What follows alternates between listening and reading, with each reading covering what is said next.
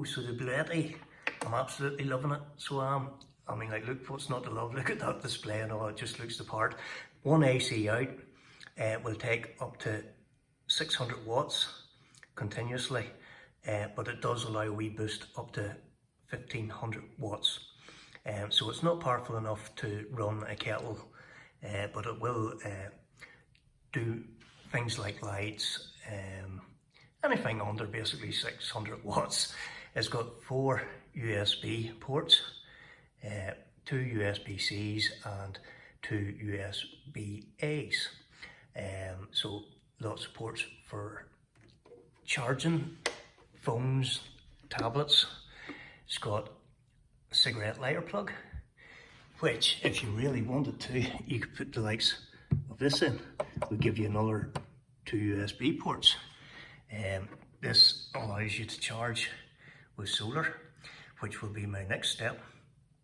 And you can charge through AC. So plenty of options about it. But my next step then is to replace this with it. This is my first crack at solar. I got a pure sine inverter. I think it was 300 watt, and it runs out of my eco-worthy controller.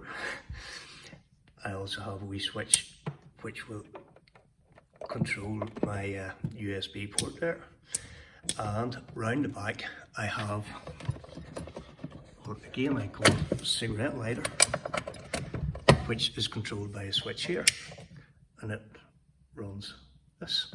So good enough unit, but it's only got a 7 amp hour lead battery, which means as soon as current starts drawing out of it,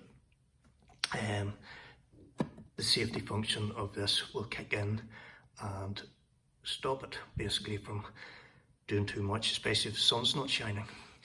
So what I want to do is hook this up to the cables that are coming in there. That's my next project. I want to shift, if you can see it, that's my solar panel sitting down below the window, and it is only getting about 2 hours sunshine a day at the minute. During summertime you maybe get 6 hours, but I want to bring it up, set it on top of my shed roof, and run the cables along that conduit that you see coming over and into the house and down to here. But in the meantime, I'm just going to hook this up. So what do I need to do to hook it up to my solar panel? Well, at the minute with my old handmade, I have these here which will disconnect. So I bought an XT60, I think that's correct, cable that'll fit in here. Unfortunately, it's hard to get the cables on their own, so I'm going to have to cut these ends off, clamp on wee terminals like that there, and I'll just slot those wires in and we'll see what happens. Here's the moment of truth. I have the solar cable in, and we are currently getting, if I move these out of the way, currently getting 5 watts coming into it. I'm not sure if that means it'll take 30 hours to fully charge, probably. But as I was saying, the